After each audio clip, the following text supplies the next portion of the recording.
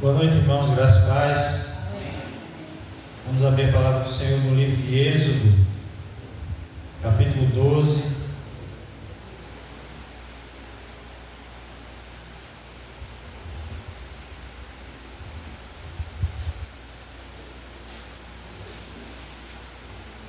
Capítulo 12, a partir do verso 5.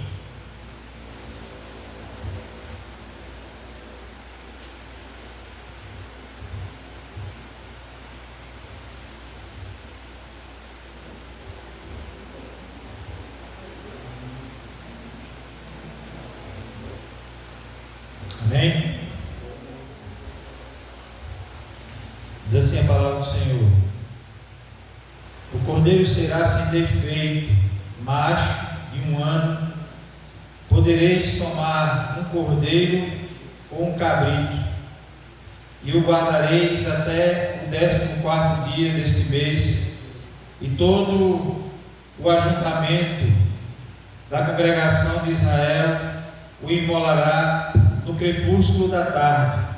Tomarão do sangue e o porão em ambas as ombreiras e nas vergas da porta, nas casas em que o comerem. Naquela noite comerão a carne assada no fogo, com pães asmos e ervas amargas a comerão. Não comereis do animal nada cru, nem cozido em água, porém assado ao fogo. A cabeça, as pernas e as fressuras, nada deixarei dele até pela manhã. O que, porém, ficar até pela manhã, queimá-lo-eis. Desta maneira o comereis de lombos cingidos, sandálias nos pés e cajado nas mãos, comê-lo-eis à pressa, e é a Páscoa do Senhor. Porque naquela noite passarei pela terra do Egito e farei na terra do Egito ferirei na terra do Egito todos os primogênitos, desde os homens até os animais. Executarei juízo sobre todos os deuses do Egito. Eu sou o Senhor. O sangue vos será por sinal nas casas em que estiverdes. Quando eu vir o sangue, passarei por vós, e não haverá entre vós praga destruidora, quando eu ferir a terra do Egito. Este dia vos será por memorial, e o celebrareis como solenidade ao Senhor nas vossas gerações, e celebrarei por estatuto perpétuo. Até aqui. Amém? Aqui são orientações de Deus acerca do seu povo que estava para sair do Egito, da escravidão do Egito. E aqui a orientação de Deus é que pegasse um cabrito de 1 ano, sem defeito nenhum. Esse cabrito seria morto, o seu sangue seria passado pelos portais das portas onde eles iriam comer. E naquela noite o anjo do Senhor iria passar, e onde estivesse o sinal do sangue do cordeiro sobre os umbrais das portas, ele não haveria morte naquele lugar. Ou seja, Deus livraria o seu povo. Aí, quando o anjo passou, os primogênitos do Egito, todos eles pereceram. Foram uma noite terrível, de grande choro e quebrantamento, e o povo de Deus passou ileso naquela noite. Esse texto, irmãos, ele aponta para algo muito maior. Esse texto aponta para Cristo. Nós não participamos mais de uma cerimônia como essa, de matar um cordeiro, porque o cordeiro de Deus já foi entregue, já foi imolado, o seu sangue já foi derramado. E assim como o sangue nos umbrais das portas trouxe livramento ao povo de Israel, o sangue do cordeiro, o sangue de Cristo, traz livramento ao seu povo. E nós celebramos a ceia hoje, porque esse é o memorial perpétuo de que Jesus já se sacrificou por nós, Nós não nos alimentamos do Cordeiro, mas nos alimentamos daquilo que representa o Cordeiro. Não bebemos mais o sangue do Cordeiro, mas nós bebemos daquilo que representa o sangue que nos limpa e nos purifica de toda injustiça. O Cordeiro que foi derramado, que foi entregue por amor a nós. Por isso nós estamos aqui nessa noite celebrando ao Senhor, adorando ao Senhor, porque Cristo morreu. E se temos a esperança de vida eterna, é porque Cristo morreu pelos nossos pecados. E nós temos acesso. Por isso é tão importante participarmos da ceia do Senhor. É um momento de comunhão, onde o povo se reuniu em família para se alimentar. Hoje nós nos reunimos na família de Cristo para celebrar ao Senhor, que esteve morto, mas que agora vive. Amém? Que nós possamos participar desse momento discernindo o corpo de Cristo, para louvor da glória dele. Amém? Vamos orar. Senhor, nós somos gratos ao Senhor, porque o Senhor entregou o seu Filho para morrer por nós, pelo nosso pecado. O castigo que nos traz a paz estava sobre ele, pelas suas feridas nós somos sarados, Deus. Nós somos gratos ao Senhor por isso, porque não havia esperança nem expectativa de salvação, mas agora, por meio de Cristo, temos essa esperança de vida eterna. Ó Deus, e hoje, ao celebrarmos a ceia do Senhor, lembramos desse feito pelas nossas vidas e nos alegramos nessa noite, ó Deus, juntamente com os irmãos. Ó Deus, pedimos ao Senhor perdão pelos nossos pecados, purifica o nosso coração. Ó Deus, em nome de Jesus Cristo, que o sangue do Cordeiro nos purifique de todo pecado nessa noite. Ó Pai, no nome de Jesus Cristo, nós pedimos a bênção do Senhor sobre o momento de louvor, sobre a Tua palavra que será pregada nessa noite, que o Senhor venha ministrar aos nossos corações. Ó Deus, nós oramos assim, em nome de Jesus. Amém. Amém. Boa noite, a graça e a paz. Amém. Bom estarmos na casa do Senhor, reunidos em seu nome, para juntos adorarmos e bendizermos a Ele. Amém?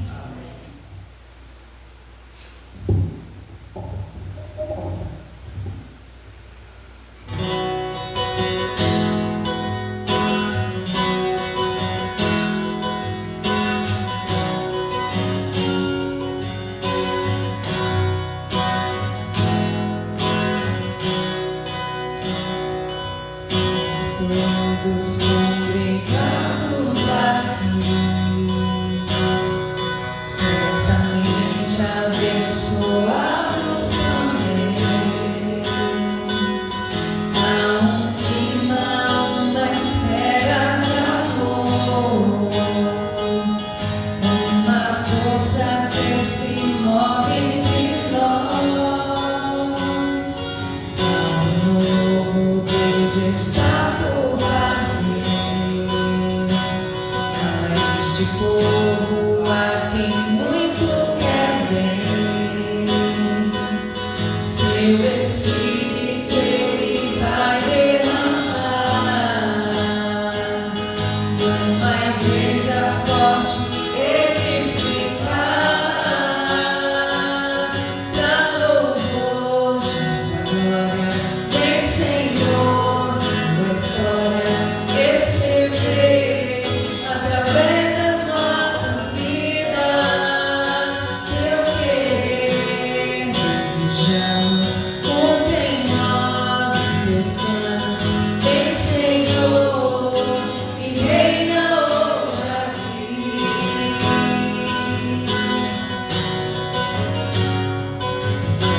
todos congregados aqui, certamente abençoados também. Há um clima, uma esfera de amor, uma força que se move entre nós.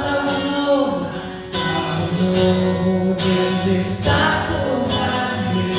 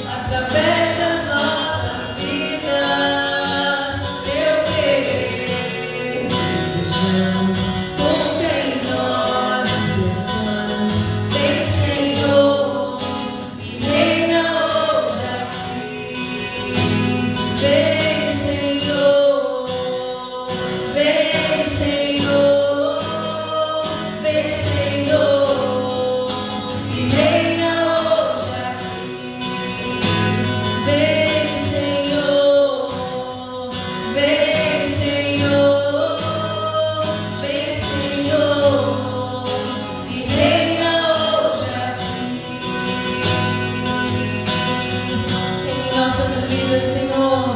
Reina em nossos corações, ó Deus. E faz em nós e cumpre em nós o teu propósito. Em nome de Jesus. Aleluia. Louvado, exaltado é nosso Deus. Para o louvor da sua glória, nós possamos cumprir o seu propósito aqui. Cumprir o seu ide, fazer aquilo que agrada ao seu coração, em nome de Jesus. Aleluia. Paramos com o coração do Senhor. Paramos com o coração maravilhoso. Só Deus. Senhor, porque é santo, a ti damos louvor e te adoramos porque tens poder.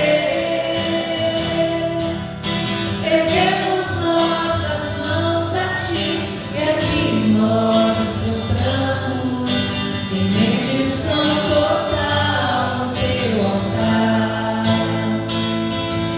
Senhor, porque é santo, a ti damos louvor e te adoramos porque tens poder. Erguemos nossas mãos a ti e aqui nós nos prostramos em rendição total no teu altar. Ao Senhor damos aleluia, ao Senhor damos aleluia, não há outro além de ti, aleluia. Ao Senhor damos aleluia, ao Senhor damos aleluia, não há outro além de ti, aleluia. Senhor, porque é santo, a ti damos louvor e te adoramos porque tens poder. Erguemos nossas mãos a ti e aqui nós nos prostramos em rendição total no teu altar. Senhor, porque é santo, a ti damos louvor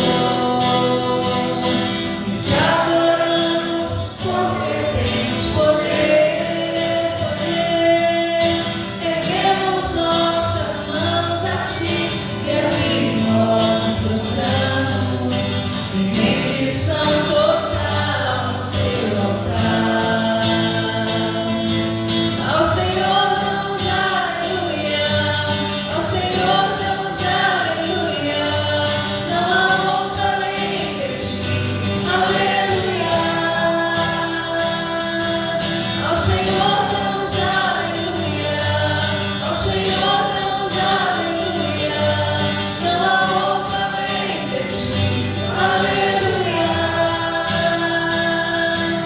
Não há outro além de ti, aleluia. Não há outro além de ti, aleluia. Aleluia. Glória ao teu nome, Senhor, o único Deus, Rei soberano, Criador e sustentador de todas as coisas. A Ele toda a honra e toda a glória. Louvado seja o teu nome, Senhor Jesus. Obrigada, Senhor, pelo teu sacrifício por nós. Muito obrigada, Senhor.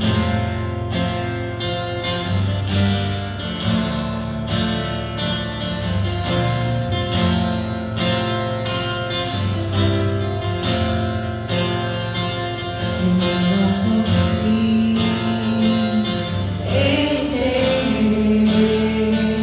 o que eu fiz pra merecer.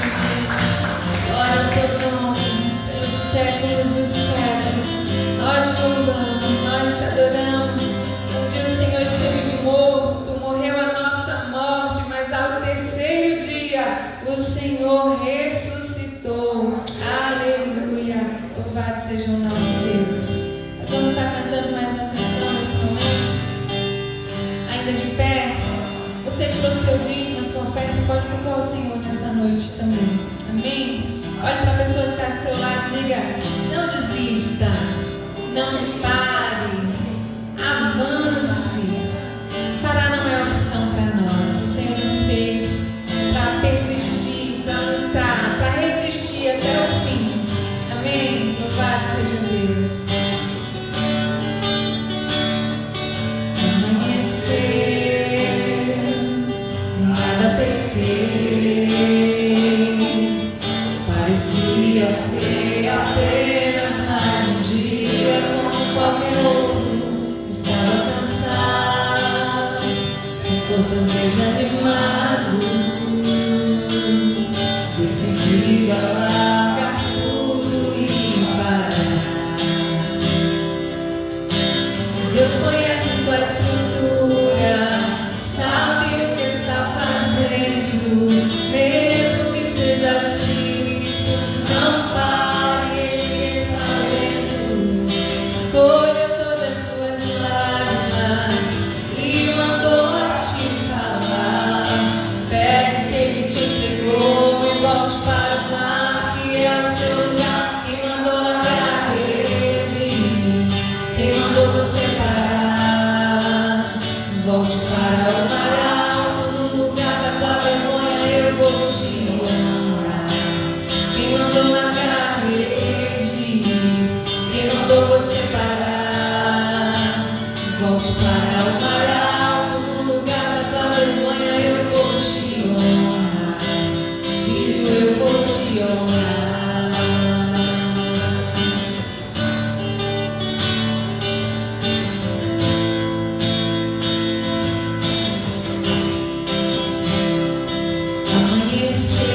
Amanheceu, nada pesquei.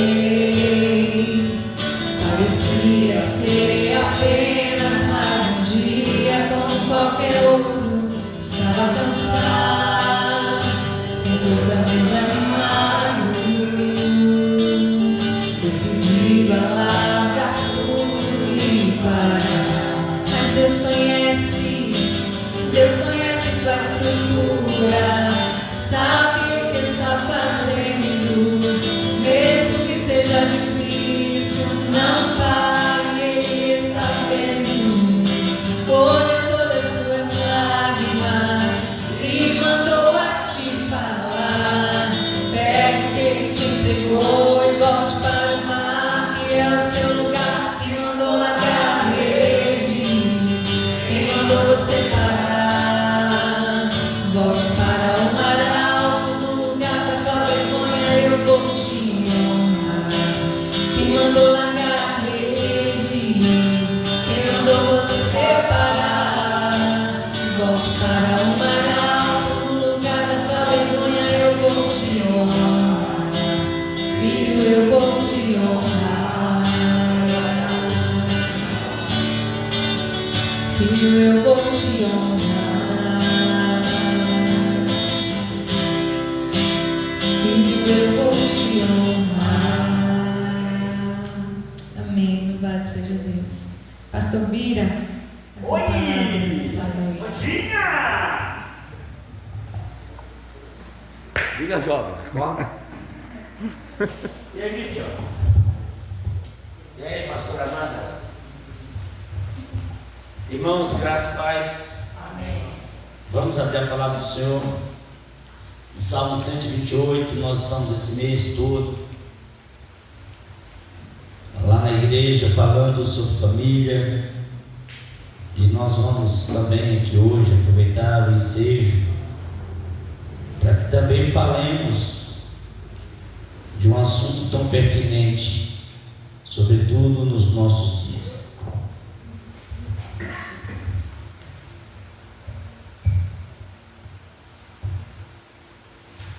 Salmo 128. Você parece tão. O frio está deixando por mim assim, coisado para ficar com fome aí. Assim. Salmo 128. Quem achou, diga amém. Diz assim a palavra do Senhor, irmãos. Salmo 128. Bem-aventurado aquele que teme ao Senhor e anda nos seus caminhos. Do trabalho das tuas mãos comerás, feliz será e tudo te irás bem. Tua esposa no interior da tua casa será como a videira frutífera, teus filhos como o rebanho da oliveira à roda da tua mesa.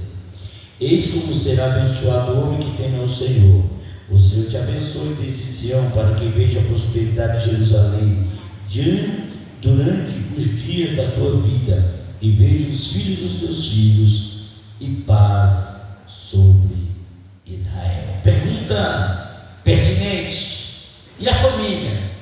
Vai bem?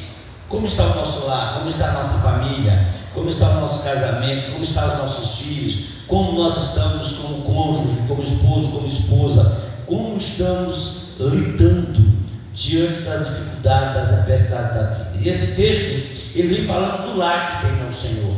Ele vem falando da família que teme ao Senhor. E ele vem falar dos desafios que nós, como cristãos, devemos ser e sermos a referência para a sociedade a qual nós estamos vivendo. O compromisso da família que teme a Deus. E aqui nós vamos falar sobre um tema: a família enlatada pela graça de Deus. Seja bem, por que enlatada? Vou explicar. No carnaval, no período do carnaval, teve uma escola de samba aí no Rio de Janeiro, salvo engano, que ela desfilou e o tema da escola era a família enlatada, ou seja, para criticar a família tradicional a qual nós pertencemos, a família bíblica, a família tradicional que ama o Senhor, que teme o Senhor, que crê no casamento homem e mulher, mulher e homem, fora disso é confusão. E eles fizeram isso para achincalhar, para criticar as nossas famílias, quando na verdade as famílias tradicionais pegaram o enredo e as famílias começaram a tirar foto das suas famílias na latinha e fez uma propaganda pró-família. É por isso que eu estou falando, e eu orando, Deus me deu esse tema. Mas rapaz, enlatado me deu isso na época do carnaval. Então agora eu estou preguei domingo de manhã na igreja essa palavra, famílias enlatadas pela graça. Em primeiro lugar, a família enlatada pela graça é uma família que teme ao Senhor. Veja o que o salmista está dizendo: bem-aventurado aquele que teme ao Senhor e anda nos seus caminhos. Ou seja, irmãos, uma família enlatada pela graça, guardada pela graça, em conserva, como eles falam, conservada pela graça, é uma família que teme ao Senhor, que anda nos caminhos do Senhor e que vai viver os princípios da palavra de Deus. Ou seja, um lar temente a Deus é diferente. Por exemplo, você tem lares que o marido é crente, a mulher não é, ou às vezes a mulher é crente e o marido não é. Muitas vezes é uma confusão, os filhos não são, é uma confusão. Mas um lar que tem ao Senhor, irmãos, é uma bênção. Não é que não vai ter problema, não é que não vai ter dificuldade, mas em meio às dificuldades, em meio às adversidades, todos concordam que o poder da solução está em Jesus. Amém? Por exemplo, Michel e Amanda, todos certos, Senhor, eles meninos, não tem problema no lado, é lógico que tem, mas só que é diferente. No meu tem, no seu tem, mas o lar que não tem no Senhor, muitas vezes os problemas é droga, é cachaça, é adultério, é prostituição, é diferente. Por quê? Porque não teme ao Senhor. Então uma família enlatada pela graça de Deus, ela vai temer ao Senhor. E como é bom, irmãos, marido, esposa, filhos, falarem a mesma língua, falarem o mesmo idioma do céu. Então o idioma do crente é o idioma do céu. Eles andam na mesma direção, para o mesmo caminho. Amém? Aí você pode falar: mas pastor, minha família, nem todos temem ao Senhor. Você vai orar por eles, clamar a Deus para que Deus possa libertá-los. Amém? Em segundo lugar, uma família enlatada pela graça, está aí no versículo 2, veja aí, vamos ler. Vamos todos ler o versículo 2: do trabalho das tuas mãos comerá, feliz será e tudo que irá bem. Em segundo lugar, trabalha para sobreviver, não come o pão da preguiça. Irmão, nós estamos vivendo uma geração de gente preguiçosa.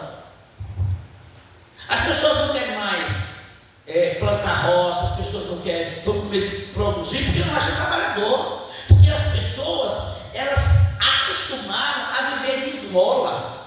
Irmãos, a melhor coisa que tem é a gente viver do que nós trabalhamos. Amém? E muitas vezes as pessoas deixam de trabalhar para viver de esmola, de projeto social do governo. Não, a gente precisa ter dignidade. A nossa dignidade está em trabalhar e buscar o nosso sustento, o sustento da nossa casa, o sustento da nossa família. Uma família enlatada pela graça, ela não vive à mercê de projetos sociais, ela busca trabalhar para sustentar a sua casa e sustentar a sua família. Ela não come o pão da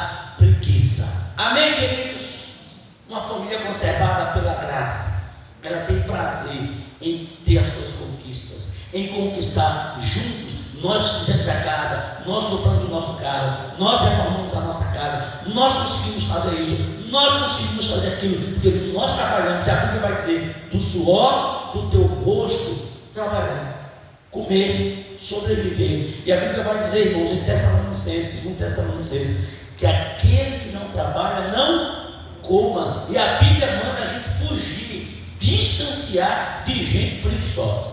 Eu lembrei do meu pai, Pedro Cristiano, que uma das coisas que meu pai mais tem raiva é gente preguiçoso. E gente preguiçoso, você sabe que preguiça é doença, que preguiça pega? Assim como você gosta de uma pessoa que só sabe reclamar da vida e murmurar, e você fica doido para correr junto dessa pessoa, eu mesmo faço isso. Quando a pessoa começa só a reclamar, murmurar, eu caço lá com o jeito de sair, porque não dá. A mesma coisa de gente preguiçoso. Gente preguiçosa não quer trabalhar. As pessoas, elas hoje vão atrás de emprego, elas não vão atrás de trabalho. Querem emprego, querem só o salário, mas não querem trabalhar. Tudo reclama de tudo e de todas as coisas. E nós estamos vendo que muitas pessoas, elas criaram uma inimizade entre patrão e funcionário. E patrão e funcionário, queridos, não é para ser inimigo, é para andar juntos. Amém? Amém. Você sabia, eu vou dar um dado aqui. Você sabia que uma pessoa que tem um funcionário que ganha um salário mínimo, você sabe qual é a despesa dessa pessoa, desse patrão para esse menino? Você não tem noção, não? Olha, a pessoa que, vamos supor, todo mundo ganha um salário mínimo, só que o que o patrão dele paga para o governo, entre salário e o que paga para o governo, é quase 5 mil reais. Você sabia disso? Que a maior parte do trabalho dele não é ele que ganha o governo, não é o patrão, é o governo. Você sabia disso? Não? Pois é. Aí muitas vezes fica jogando o patrão contra o funcionário contra o patrão, quando na verdade, se o salário fosse para ele, não era 5 conto. Então muitas vezes a gente fica criando uma intriga de raça, uma intriga de patrão e empregado, e nós não podemos fazer isso, porque a Bíblia vai dizer, irmãos, que sempre teve pobres na sociedade. Jesus lidou com o pobre, lidou com o rico, lidou com o empresário, lidou com todas as pessoas, e Jesus não tinha raiva nem de um nem de outro. Ele pregou o evangelho para todo mundo, porque independente de salário, independente de ser funcionário, de ser patrão, nós precisamos de salvação. Amém? Então muitas vezes a gente fica aí curtindo o pão da preguiça, e nós como cristãos, nós não podemos viver e comer o pão da preguiça.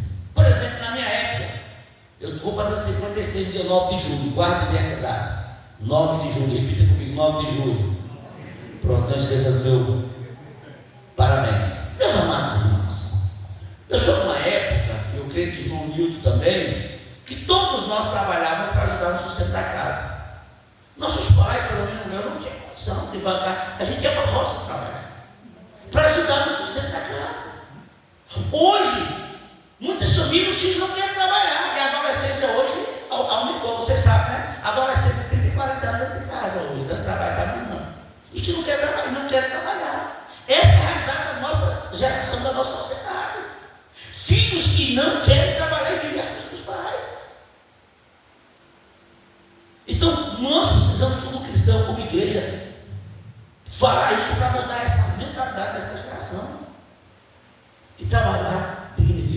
Eu não tenho vergonha. Nas segundas-feiras eu estou indo para a Gameleira, para a capital de João Dourado, lá no meu povoado, Gameleira, lá no Carreiro. Eu presto serviço lá, de conselheiro escolar. E eu falo para os meninos lá, vem conversar comigo, antes de ir para a diretora, os problemas vêm para mim e a gente tenta resolver. E eu falo para os meninos, eu falei, você sabia que isso aqui tudo eu jantei aqui? Veio dentro de gelatina com uma caixa de isopor, tinha 10 anos. Na minha adolescência, eu vendia gelatina no final de semana para ganhar meu dinheiro. Não, pastor, eita, o senhor fez isso? Eu falei, fiz. Não, eu fiz. Então minha mãe falava, eu trabalhei assim. Eu já trabalhei no bar, eu já trabalhei na feira, ajudando os donos de barraca. Eu não tenho vergonha de falar por quê. As pessoas olham para a gente hoje, irmão Milton, e não vê o seu processo, vê o senhor com esse carro novo. Mas não vê o que o senhor ralou para chegar nesse carro. As pessoas não analisam processo, as pessoas só analisam resultado. Irmãos, eu não tenho vergonha de falar, já trabalhei de geladinho na feira. Qual é o problema?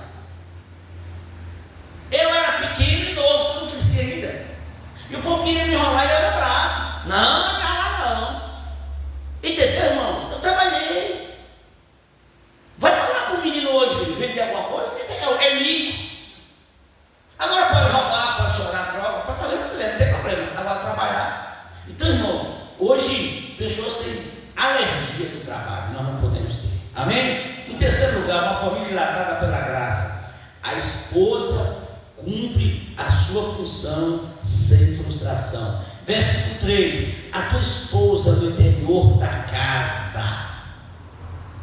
Interior da casa. A mulher, irmãos, veja, o provérbio vai dizer que a mulher é quem edifica a casa. Uma casa sem a mão da mulher é bem bagunçada. Deixa a casa lá só com o Valdemir para ver. Bagunça. Mas a mulher, o homem é o provedor, o homem é aquele que vai trabalhar para manter a casa. A mulher é aquela que vai edificar o lar. Veja uma casa, uma família, onde a mãe cuida dos filhos para você ver se a estrutura não é melhor, não é diferente. Mas o lar onde a mãe é ausente, não tem como se edificar. Então a Bíblia vai dizer que a esposa cumpre sem frustração.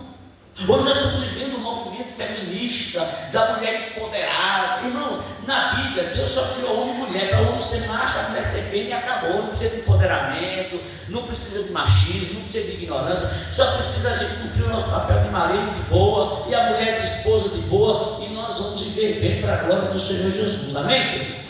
Então, mas infelizmente nós vivemos numa sociedade onde as pessoas vão criando situações para criar litígio, confusão entre marido e mulher, gente. É uma confusão que mulher é igual a homem, mulher não é igual a homem, homem não é igual a mulher, e acabou, não adianta. Vai, mulher, pega uma chibata que vai arrancar toco na roça para ver se planta, não aguenta, porque a estrutura que deu certo da mulher não foi para isso. E não é, eu estou aqui inferiorizando mulher, é porque Deus fez cada um no seu quadrado, cada um com sua função, cada um com sua responsabilidade. Agora, quando juntam os dois no propósito de fazer as coisas andarem para a glória de Deus, as coisas dão certo, vai ser uma bênção. Amém, irmãos? Então, mano, não tenha frustração, cumpra o seu papel de esposa, de mulher, sem frustração, sem medo de ser feliz, porque a mulher, o homem, o lar que teme ao Senhor é diferente, é uma bênção. Mas o que nós vemos hoje são lares que as mulheres não querem, de forma hipótese alguma, exercer a sua função de mãe, de esposa e de dona de casa. Nós estamos vivendo uma geração de mulheres que as mulheres não querem mais ter filhos.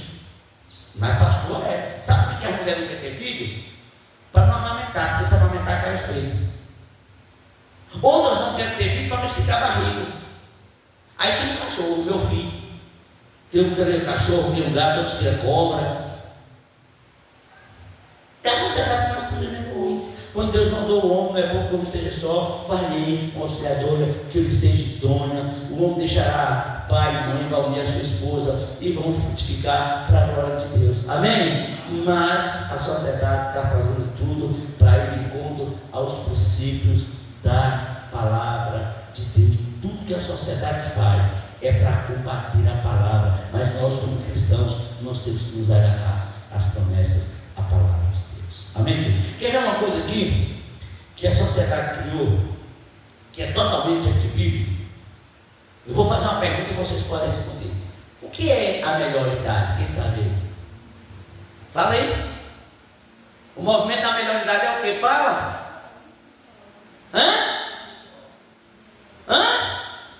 Os idosos. É a melhor idade? Fala a verdade. É uma mentira que o diabo inventou para trazer orgulho para o coração das irmãs e dos irmãos idosos. A Bíblia diz no Salmo que depois dos 70 anos é o quê? Não, fala alto. Se a Bíblia fala que depois dos 70 é canseira e enfado, aí a sociedade vem e fala que não é a melhor idade. Está mentindo. Como? Eu estou com 56, eu não vou correr porque eu estou com artrose no meu quadril. Qual é? Bom, eu quando tinha 18 anos eu corria, eu jogava bola sábado, domingo, corria, subia, descia e não sentia nada. Que melhor idade? A melhor idade é quando a gente pode fazer tudo. Agora, não despreze a experiência da tua velhice, é uma bênção essa experiência, mas não é a melhor idade. É a fase do condor. Eu estou com dor aqui, estou com dor acolá, dor na quadrilha, dor para levantar, dor para sentar, dor de cabeça, dor na coluna, dor no quadril, dor no joelho, dor no mocotó, dor até o fio de cabelo. Que melhor idade? Não é? Mas é isso que o diabo está fazendo para para ir de encontro à palavra de Deus. É isso que ele está fazendo para destruir os lares, destruir as famílias, falando que as mulheres não precisam ser dona de casa, não precisam ser esposa e não precisa ser mãe, indo de encontro à palavra de Deus. Quarto, uma família hidratada pela graça, ela consegue parar em volta da mesa, reunir a família. Irmãos, hoje eu estava, depois da aula que eu tive, eu fui na Câmara, minha esposa foi dar uma palestra lá na Câmara, e depois já conversando com algumas pessoas e falando de família. E teve um que falou que a mãe e o pai teve 18 filhos, só 18. Aí eu fico assim, meu Deus, 18 filhos, e consegue reunir os 18. A sociedade de hoje, a família de hoje tem 3, não consegue reunir 3. Mas a Bíblia está dizendo que a família que tem ao Senhor, ela consegue reunir a família. O teu filho ao redor da mesa, mesa é lugar de sentar, não é apenas de fazer refeição, mas de conversar, de dialogar. Mesa não é literalmente uma mesa com 4 pernas, mas a mesa é a gente sentar, é a gente estar ali ao redor do fogo, ao redor do fogão, conversando, dialogando entre família, tratando dos problemas. Hoje não tem mais isso. Quer ver uma coisa?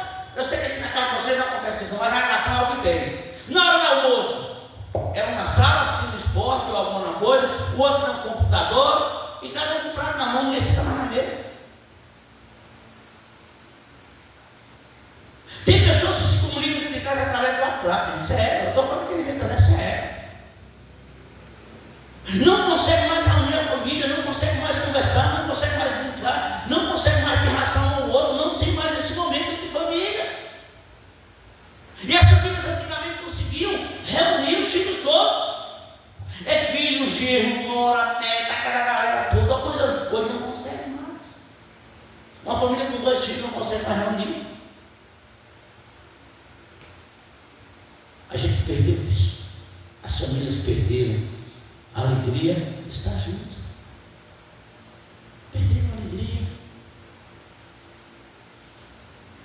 Lá na casa da minha sogra tem uma mesa com 16 cadeiras. Final de ano é uma festa.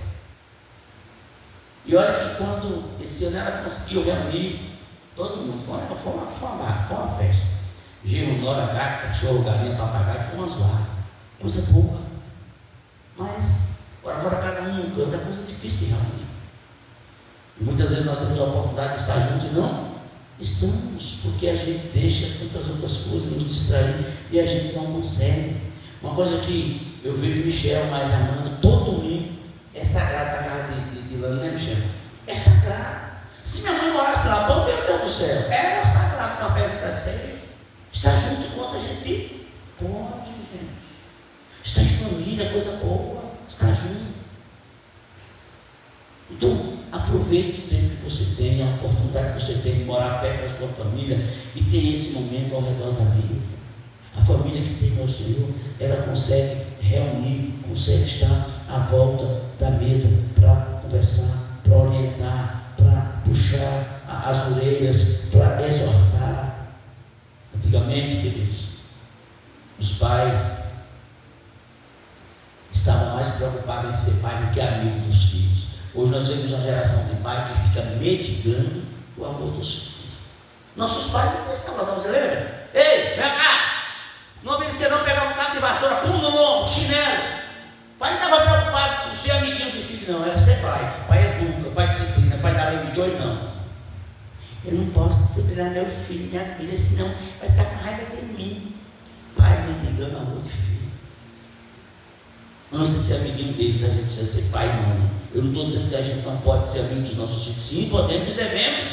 Mas antes de ser amigo, nós precisamos ser pai e mãe. E muitas das vezes nós estamos perdendo isso de vista, meus amados. A gente precisa pedir misericórdia a Deus. Porque antes nós respeitávamos, hoje os pais não têm o respeito dos filhos, os filhos não têm o respeito dos pais. Quer ver uma coisa? Simplesinha, bem simplória.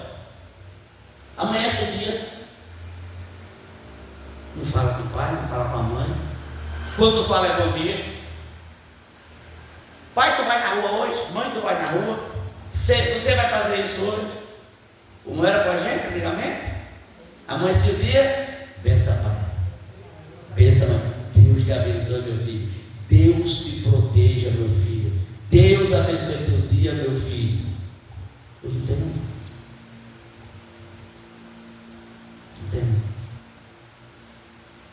Eu tenho uma de 26 que mora com a gente. Quando ela acorda, esquece da bênção. Eu falei, tem gente que dormiu lá mais nós hoje, mas eu e tu e quem dormiu hoje, mas ô pai, desculpa, bênção, graça. Como? A outra liga de Goiânia, liga para a mãe, conversa, na cocheira. Oi pai, benção pai massa. Não acredito que está comigo, não pediu a bênção. Ô pai, benção mãe. Gente, é ensinar. Os nossos da bênçãos mais velhos, aos avós. Amém? Bênçãos avós. Eu sou daquela época que eu dou bênção a todo mundo que é mais velho. Vou na gameleira, aí vejo aquele povo mais velho na nossa época e sai dando bênção. No meio da rua. Ô pastor, você dá bênção? Sim, meu pai, parar. Qual mal com a bênção vai fazer? Bênção, Deus te abençoe, olha que bênção. Agora, se a pessoa falasse que o diabo te carrega, não dá mais. Mas bênção, Deus te abençoe, Deus te proteja. São coisas simples, queridos, que nós perdemos de vista, de respeito e da boa convivência da família. Aí hoje nós vemos professor com o braço quebrado, cara quebrado. Sabe por quê? A sociedade é o que é hoje? É reflexo das nossas casas, das nossas famílias. Tudo começa dentro da nossa casa. Se o meu filho não me respeita, ele não vai respeitar o professor. Os professores chegavam para nós, quando diziam os pais na rua, ó, teu filho está dando trabalho. Chegavam em casa, ó, no outro dia pedia desculpa ao professor. Hoje não. A professora falou, ó, seu filho foi rebelde, a culpa é sua. Nem olha, o filho, acredita lá no filho, o filho mente. Então, estamos criando um bocado de monstro. Está aí a sociedade totalmente destruída. Reflexo dos lados das famílias de filhos que têm genitores, não tem pai, porque o pai e a mãe, eles precisam dar limite. Em quinto lugar, queridos, uma família ilatada pela graça de Deus é próspera em tudo que faz. Olha o texto. O texto vai dizer no versículo 4 e 5. Eis como será abençoado o homem que teme ao Senhor. O Senhor te abençoe desde Sião, para que veja a prosperidade de Jerusalém durante os dias da tua vida. O que é prosperidade na sua concepção? A gente, quando fala de prosperidade, na mente das pessoas já vem uma questão de dinheiro, de posição social. Não, queridos. Muitas vezes as pessoas têm dinheiro, têm fama, mas não têm prosperidade, porque não tem paz, não tem alegria, não vivem em harmonia. O lar é um pé de guerra, parece mais um ringue de batalha do que um lar, do que uma família. Prosperidade é paz, é harmonia, é alegria, é esperança em Cristo Jesus. Prosperidade é a certeza da salvação. E, além de tudo isso, Deus abençoa as famílias que temem a Ele. Amém? Como é próspero as famílias que temem ao Senhor. Muitos têm recursos, mas não têm prosperidade. Muitos têm dinheiro, mas não sabem o que é prosperidade. Muitos têm posição social, mas não têm unidade, não têm harmonia e não têm paz. A pergunta é, nós somos prósperos? Nós temos uma família próspera? Você tem uma família próspera? E por último, uma família ilatada pela graça de Deus, ela contempla a sua geração. Irmãos, o versículo 6, veja os filhos dos teus filhos e paz sobre Israel. Os nossos filhos serão bênção, não apenas dentro da nossa casa, mas eles serão bênção na sociedade na qual eles vivem. Nós precisamos entender como seres relacionais, seres racionais. Nós precisamos influenciar a nossa geração. Nós, como igreja, precisamos fazer a diferença aqui, mas nosso desafio, nosso campo missionário é fora daquelas quatro paredes, é dentro da nossa casa, e aonde o Senhor nos levar, nós precisamos ser canais de bênção, nós precisamos ser bênção para a glória do Senhor. Muitas vezes as pessoas falam, esse mundo está difícil, o que nós vamos deixar, que mundo nós vamos deixar para os nossos filhos? Essa não deve ser a nossa preocupação. Nossa preocupação primária é que tipo de filhos nós estamos inserindo na sociedade.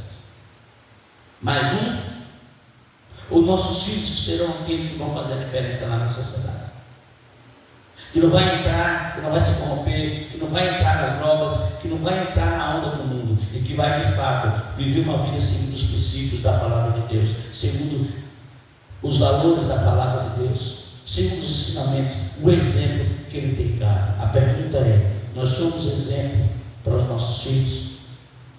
Os nossos filhos veem em nós homens, cidadãos, mulheres cidadãs de responsabilidade, de compromisso, honesto, direito, que ama a Deus, temente a Deus. Tudo deve começar dentro do nosso lar. Que história, que legado nós estamos deixando para a nossa família, como família cristã, como família que teme ao Senhor? Qual é o legado que nós estamos deixando? Aqui em Patos, como o Patos vê, olha para a nossa casa, para a nossa família.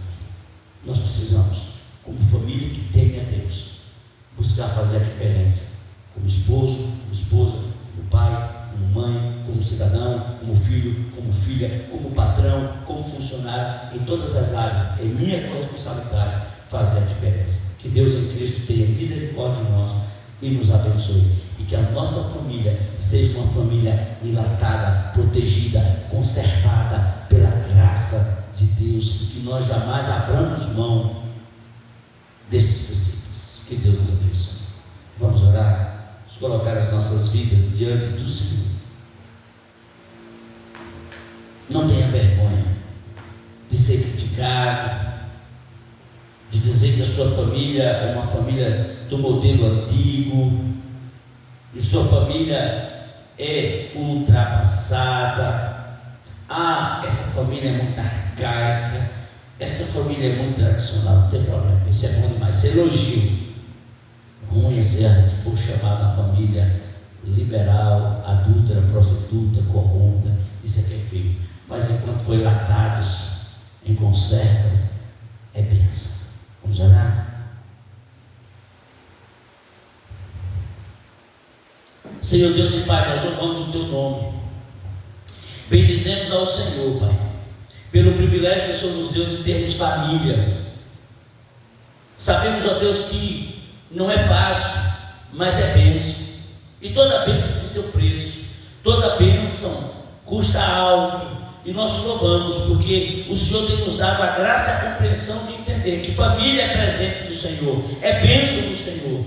E, ó Deus amado, nós te pedimos graça, sabedoria, para, como sacerdotes do lar, conduzir a nossa família debaixo da tua graça, da tua proteção, para mantermos os princípios que norteia, ó Deus amado, a nossa casa, baseado na tua palavra, e que de fato o nosso lar, a nossa casa, tema ao Senhor e ande nos teus caminhos em nome de Jesus. Prepara-nos, ó Deus, para esse momento de ceia, que possamos estar à volta da mesa do Cordeiro.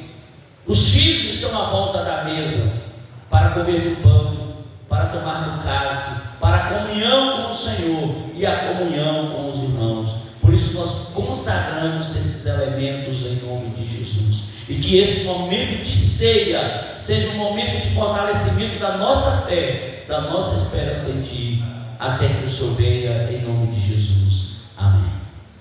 Amém, queridos. Presbítero Michel. A palavra do Senhor vai dizer em Mateus 26, 26: esse é o meu corpo que é dado por vós. Fazei isso todas as vezes que eu comerdes em memória de mim. E por semelhante modo, depois de haver ceado, tomou o cálice e disse: esse cálice é a nova aliança no meu sangue. Fazei isso todas as vezes que eu bebedes em memória de mim. Porque todas as vezes que comer o pão e tomar o cálice, anunciais a morte do Senhor até que Ele venha. Ou seja, estamos testemunhando que Jesus entrou na nossa vida, que Ele nos libertou, que Ele é a nossa esperança, e que nós estamos à volta da mesa para participar do pão, do vinho, do suco, em memória de tudo que Jesus fez por mim e por você. Então você já deu sua profissão de fé e batismo, seja presbiteriano de outra denominação, mas está em comunhão com Deus e com a igreja, está convidado a participar da mesa, da ceia, porque essa mesa não é da presbiteriana, é para os remidos do Senhor, é do Senhor, independentemente da placa denominacional. Amém?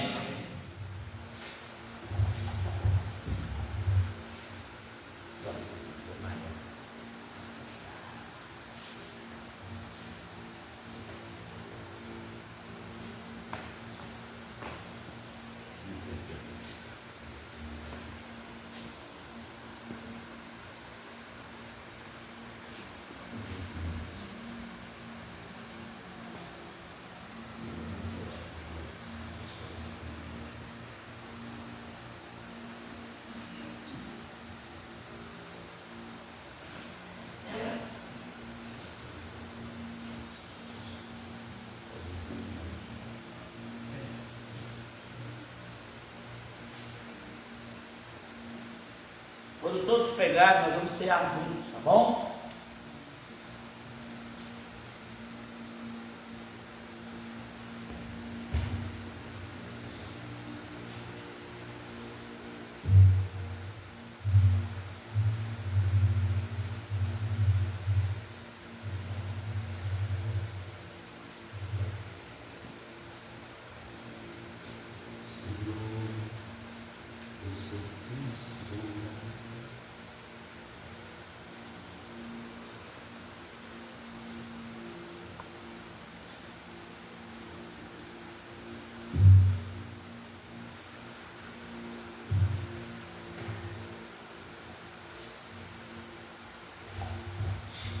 Jesus, seu meu corpo que é dado por vós, fazeis todas as vezes o comer em memória de mim. Comei dele todos.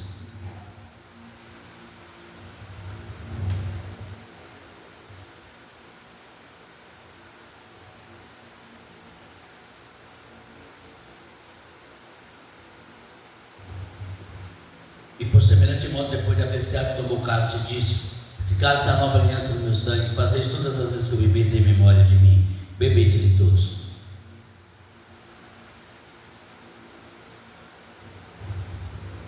Deus, muito obrigado por participarmos da mesa do Senhor, por esse privilégio.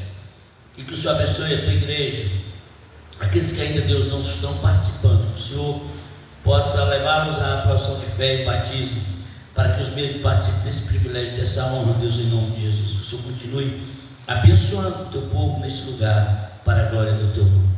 Amém. Pode encerrar? Então vamos ficar de pé, encerrar com a bênção apostólica. Lembrando os irmãos que congregam conosco, que ainda não deram sua aprovação de fé e batismo, procura o presidente Michel, vamos estar marcando, para que você também participe desse momento, receber a bênção. Que a graça maravilhosa do Senhor Jesus Cristo, o amor de Deus o Pai, a comunhão, as consolações do doce Espírito, uma semana de paz, repouso sobre cada um de vós e sobre todo o povo de Deus, espalhado na face da terra hoje e sempre. Amém. Deus abençoe. Uma boa noite.